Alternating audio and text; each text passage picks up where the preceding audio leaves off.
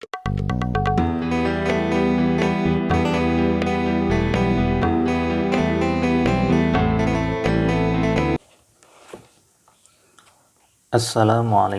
warahmatullahi wabarakatuh. Alhamdulillahi rabbil alamin. Wassalatu wassalamu ala ashrafil anbiya'i wal mursalin wa ala alihi wa ashabihi ajma'in, amma ba'd. Hadirin para pemirsa yang dirahmati Allah, kita lanjutkan kajian fikih puasa kita tentang al-a'dzarul mubihatu lil fitri al-maradu wa husulul masyaqqati syadidah. Keadaan-keadaan ataupun uzur-uzur yang membolehkan berbuka bagi orang yang berpuasa, yaitu sakit dan keadaan-keadaan yang bisa mendatangkan kesulitan ataupun kesukaran yang luar biasa baginya. Al-a'dharu allati tubihul fitru lis-sha'im katsirah minha al-marad. Fa idza marida as-sha'im wa khafa ziyadata al-marad bis-shawm aw khafa ta'akhkhur al-bara'i min al-marad aw hasalat lahu masyaqqatun shadidatun bis-shawm fa innahu yajuzu lahu al-fitru bi-ittifaqi thalathah. Ya, uzur-uzur yang membolehkan berbuka bagi orang yang berpuasa katsirah, banyak. Di antaranya sakit. Jika orang yang berpuasa itu dalam keadaan sakit, sementara dia khawatir kalau dia tetap berpuasa maka penyakitnya itu akan bertambah parah ataupun lambat sembuhnya, ataupun dia khawatir akan mengalami kesulitan yang luar biasa berpuasa dalam keadaan sakit, maka orang ini boleh tidak berpuasa ataupun berbuka. Jadi ini kasusnya adalah orang yang sakit, tetapi dia khawatir kalau dia tetap berpuasa maka akan mengalami kesulitan-kesulitan yang luar biasa, seperti sakitnya bertambah ataupun menjadi lama sembuhnya, atau bahkan ya kesulitan-kesulitan melakukan aktivitas. Apa ukuran kesulitan di sini? Nah, disinilah kita perlu mengkaji apa yang disebut masyaqqah asyadidah ataupun masyaqqah itu sendiri. Masyaqqah artinya adalah kesulitan. Ada satu lagi yang disebut dengan ad-darar, yaitu bahaya. Perbedaannya, kalau ad-darar sesuatu ataupun keadaan yang bisa mengancam keselamatan jiwa manusia, itu disebut dengan darar, ataupun mengancam eksistensinya, mengancam jiwa, mengancam akal, merusak keturunan, merusak harta, kehormatan dan sebagainya, itu disebut dengan ad-darar. Tetapi kalau al-masyaqqah itu tidak sampai mengancam eksistensi manusia. Tetapi kalau kondisi masyaqqah itu tidak dihilangkan ataupun tidak diatasi, maka mukallaf akan menghadapi kesulitan. Bahkan di sini disebut masyaqqah syadidah, kesulitan yang luar biasa. Nah, orang-orang yang mengalami masyaqqah syadidah, kesulitan yang luar biasa dikarenakan berpuasa dalam keadaan sakit, maka dia boleh berbuka. Apa ukuran luar biasanya? Ya, kata-kata luar biasa atau sangat berat di sini berarti yang dia lakukan pada saat berpuasa itu jauh bertolak belakang dengan keadaan pada saat dia melakukannya di luar puasa. Kalau di luar puasa dia mampu melakukan perbuatan-perbuatan ataupun tindakan-tindakan yang ringan dan mudah, tetapi pada waktu berpuasa dalam keadaan sakit, maka apa yang mudah dan ringan untuk dilakukan di luar puasa menjadi sangat berat dilakukan dengan berpuasa. Berjalan ke kamar mandi misalnya, buang air, itu kan ringan. Tetapi ketika dia berpuasa dalam keadaan sakit, maka hal-hal yang ringan itu menjadi sulit dilakukan. Maka dalam hal ini dia boleh berbuka. Bittifaqi thalathah, berdasarkan kesepakatan 3 mazhab, yaitu mazhab Hanafi, mazhab Maliki, dan mazhab Syafi'i. Wa qala al-Hanabilatu bal yusannu lahu al-fitru wa yukrahu lahu as-sawmu fi hadhihi al-ahwal. Bahkan menurut kalangan ulama dari mazhab Hambali, orang ini disunnahkan, ya, orang yang berat seperti ini, yang mengalami keadaan seperti ini, bahkan disunnahkan untuk tidak berpuasa, disunnahkan berbuka. Kebalikannya, kalau dia tetap melakukan puasa, maka hukumnya makruh, wa yukrahu lahu shaum fi hadhil ahwal. Nah, ini kasusnya adalah masyaqqah syadidah. Jadi secara umum kekhawatiran itu masuk kategori masyaqqah syadidah. Amma idza ghalaba ala dhannihi hilaku aw ad-dararu syadidu bisababi shaum, kama idza khafa ta'tila hassatin min hawasihi fa innahu yajibu alaihi al-fitru wa yuhramu alaihi as-shaum. Orang-orang yang berpuasa dalam keadaan sakit dan dia mempunyai dugaan kalau dia tetap berpuasa maka jiwanya akan terancam, dia berada dalam bahaya, maka terhadap orang ini justru diwajibkan berbuka. Wa yuhramu alaihi shaum. Kebalikannya, kalau dia tetap berpuasa maka hukumnya haram bittifaqin, atas kesepakatan seluruh ulama. Jadi ini kasus yang berbeda dengan sebelumnya, sama-sama sakit, tetapi kalau kekhawatiran yang pertama itu masuk dalam kategori masyaqqah syadidah, akan mengalami kesulitan-kesulitan yang berat, kesulitan-kesulitan yang luar biasa, seperti sakit yang terus bertambah berat, ataupun lama sembuh dari sakit itu, ataupun kesulitan-kesulitan lain yang dia rasakan tetapi sangat memberatkannya. Sementara yang kedua ini berhubungan dengan bahaya, ya, sakit juga, tetapi sakit yang diduga akan mendatangkan bahaya yang bisa mengancam keselamatan kalau orang ini atau mukallaf ini tetap melakukan ibadah puasa. Maka dalam hal ini hukumnya berbeda. Kalau sebelumnya boleh, bahkan sunat menurut kalangan mazhab Hambali, tetapi untuk kasus yang kedua ini seluruh ulama sepakat pada kondisi yang membahayakan ini dia wajib berbuka ataupun haram baginya berpuasa. Hadza ma idza kana maridan bil fi'li. Nah, dua kasus ini itu kaitannya dengan orang-orang yang benar-benar sakit, benar-benar dalam keadaan sakit. Tapi alasan dia tidak berpuasa itu dua. Yang pertama karena khawatir akan mengalami kesulitan yang luar biasa, kesukaran yang luar biasa kalau dia berpuasa. Sementara yang kedua, pertimbangannya adalah bahaya yang mengancam keselamatan. Amma idza kana sahihan, sementara untuk orang yang berpuasa dalam keadaan sehat, wa dhanna bisawmi husulu mardin syadidin, fa fi hukmihi tafsilun fil madzahib madhkurun tahtal khat. Nah, untuk orang yang berpuasa dalam keadaan sehat tetapi dia menduga Ya, dia punya dugaan kuat bahwa kalau dia berpuasa maka dia akan mengalami sakit berat.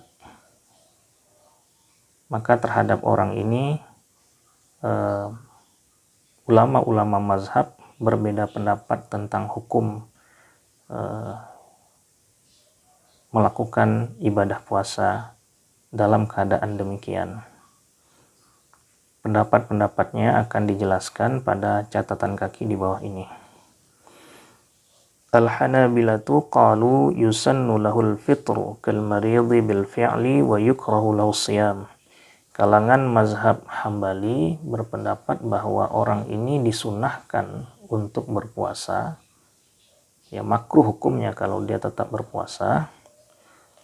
Dan dalam hal ini dia diposisikan ataupun disamakan dengan orang yang benar-benar sakit. Jadi walaupun dia sehat, tetapi kalau dia punya dugaan kuat bahwa dengan puasa itu dia akan mengalami sakit berat, maka keadaannya itu disamakan dengan orang yang benar-benar sakit, sehingga hukumnya sama, yaitu sunnah. Dianjurkan dia tidak berpuasa, dan makruh hukumnya kalau dia tetap berpuasa. Itu menurut ulama dari kalangan mazhab Hambali.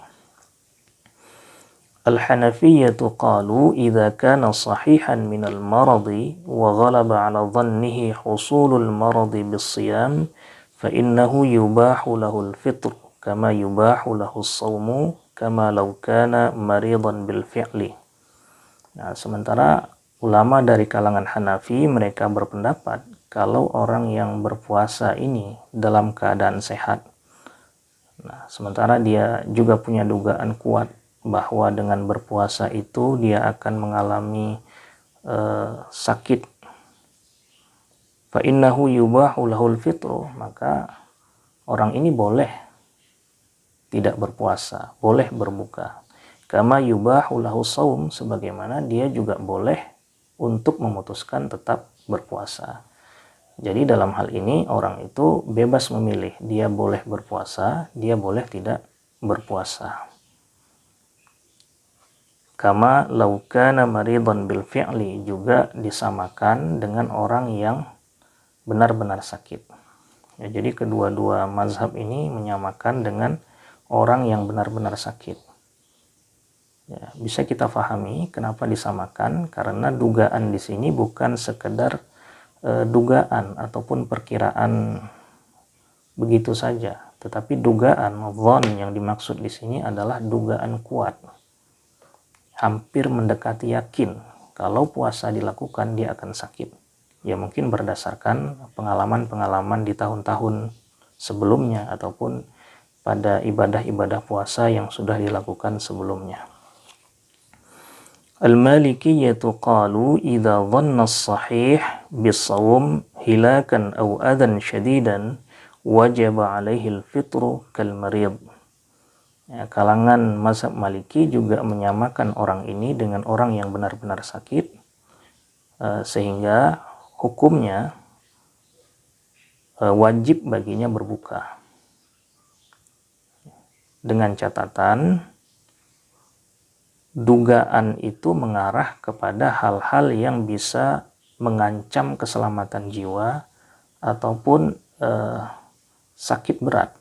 Bukan hanya sekedar sakit, tetapi sakit yang memang masuk kategori sakit berat kalau puasa dilakukan. Ya, lagi-lagi kita melihat bahwa imam-imam mazhab ini memposisikan atau menyamakan orang yang punya dhon, dugaan kuat dia akan sakit, sama dengan orang yang benar-benar sakit.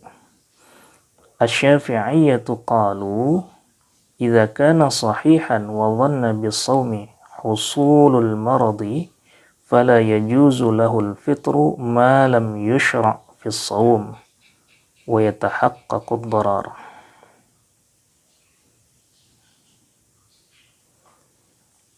Sementara kalangan dari mazhab Syafi'i berpendapat jika orang yang berpuasa itu dalam keadaan sehat dan dia memiliki dugaan kuat dengan puasa dia akan menjadi sakit, maka orang ini boleh berbuka. Maka orang ini tidak boleh berbuka. Ya, kebalikan dari 3 mazhab sebelumnya. Kalau yang sebelumnya menyatakan boleh, ada yang menyatakan sunat, bahkan wajib pada kondisi yang bisa mengkhawatirkan keselamatannya akan terancam, maka menurut mazhab Syafi'i tidak boleh berbuka. Kenapa? Karena dia melakukan sesuatu yang tidak disyariatkan di dalam berpuasa. Ya, kalau orang yang sakit tidak berpuasa, orang yang dalam perjalanan, itu ada keterangannya di dalam syariat. Tetapi orang yang sehat tidak berpuasa, meskipun dia menduga bahwa dengan sakit, dengan berpuasa dia akan menjadi sakit, maka ini tidak ada keterangannya di dalam syariat. Justru orang yang sehat itu wajib berpuasa. Wa yatahaqqaqu darar, sampai bahaya ataupun hal-hal yang dia khawatirkan itu benar-benar nyata, benar-benar terjadi. Nah, baru dalam hal ini dia diberikan keringanan. ولا يجب على المريض إذا أراد الفطرة أن ينوي الرخصة التي منحها الشارع للمعذورين باتفاق ثلاثة. Bagi orang yang sakit, jika dia ingin berbuka ataupun tidak berpuasa, maka dia tidak wajib berniat melakukan rukhsah ataupun memilih rukhsah, memilih keringanan yang diberikan syariat. Artinya dia tidak wajib berniat bahwa apa yang dia lakukan itu bukan atas kehendak hawa nafsunya, tetapi benar-benar karena ada rukhsah, ada keringanan yang diberikan oleh syariat. Nah, di sini juga harus kita kembali lagi pada kajian tentang rukhsah. Apa itu rukhsah? Rukhsah adalah lawan dari azimah. Azimah, suatu perbuatan yang dikerjakan ataupun dilakukan sesuai dengan ketentuan awal. Nah, itu azimah. Sementara rukhsah, perbuatan yang dilakukan berbeda dengan ketentuan awal.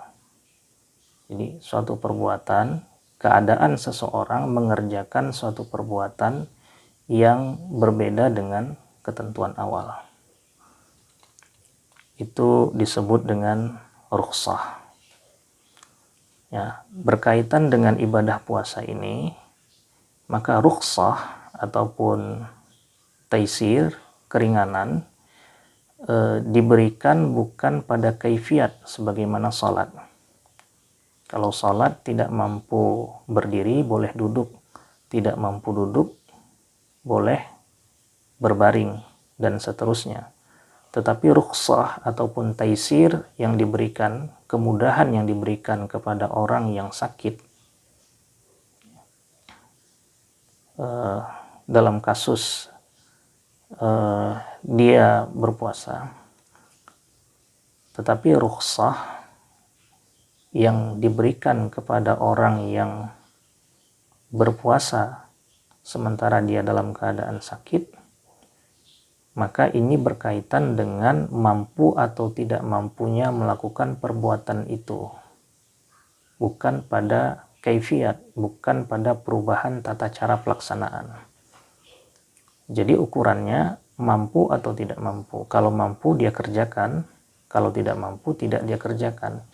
Jadi tidak berkaitan dengan perubahan tata cara kaifiat sebagaimana salat.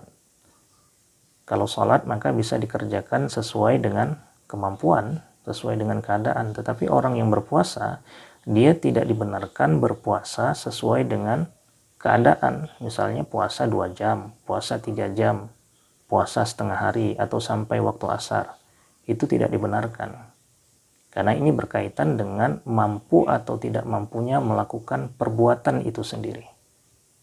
Bukan pada mampu atau tidak mampu mengerjakan perbuatan itu sesuai dengan tata cara yang sudah ditetapkan oleh syariat sejak awal. Nah, ini yang disebut dengan rukhsah. Bittifaqi thalathah, dengan kesepakatan para ulama dari 3 mazhab, yaitu mazhab Hanafi, mazhab Maliki, dan mazhab Hambali. Wa qala asy-Syafi'iyyatu bal niyyatu tarakhus lahu bil fitri wajibah. Ya, bal niyyatu tarakhusi lahu bil fitri wajibah. Wa in tarakaha kana athiman. Para ulama dari kalangan mazhab Syafi'i berpendapat niat untuk memilih rukhsah. Jadi dia tidak berpuasa itu karena rukhsah, berniat karena itu, berniat untuk memilih rukhsah itu adalah sesuatu yang wajib, harus. Wa in tarakaha kana athiman. Kalau dia tidak berniat melakukannya karena rukhsah, ya, tidak berniat memilih rukhsah yang diberikan oleh syariat, maka dia berdosa. Nah, kalangan ulama Syafi'iyah berpendapat bahwa orang yang tidak berpuasa ataupun memutuskan untuk berbuka karena sakit, maka dia harus berniat memilih rukhsah, melakukan itu karena rukhsah. Kalau dia tidak berniat demikian, maka dia berdosa. Jadi dia wajib berniat melakukan itu karena rukhsah, karena keringanan yang diberikan oleh syariat, bukan karena kehendak hawa nafsunya. Nah, inilah perbedaan para ulama dalam hal-hal yang membolehkan seseorang yang berpuasa untuk berbuka. Dalam hal ini yang dibahas adalah sakit dan keadaan-keadaan yang bisa menimbulkan kesulitan ataupun kesukaran yang luar biasa bagi orang yang berpuasa. Nah, dalam hal ini kalau kita lihat secara garis besar, ulama-ulama itu sepakat. Hanya saja tingkatannya yang berbeda. Ada yang menyatakan boleh, ada yang menyatakan sunat, tetapi pada kasus sakit yang benar-benar mendatangkan bahaya, mengancam jiwa seseorang, maka para ulama sepakat wajib hukumnya berbuka, haram berpuasa. Nah, kemudian juga yang terakhir tentang niat. Apakah harus niat memilih rukhsah ataupun tidak? Ya, 3 mazhab sebelumnya, Hanafi, Maliki, dan Hambali, itu menyatakan tidak wajib berniat, tetapi bagi kalangan mazhab Syafi'i, berniat memilih rukhsah atau melakukan perbuatan tidak berpuasa, memilih berbuka itu karena rukhsah, hukumnya adalah wajib. Nah, demikian kajian fikih puasa kita kali ini, mudah-mudahan bisa bermanfaat untuk kita semua. Hadanallahu wa iyyakum ajma'in. Wassalamualaikum warahmatullahi wabarakatuh.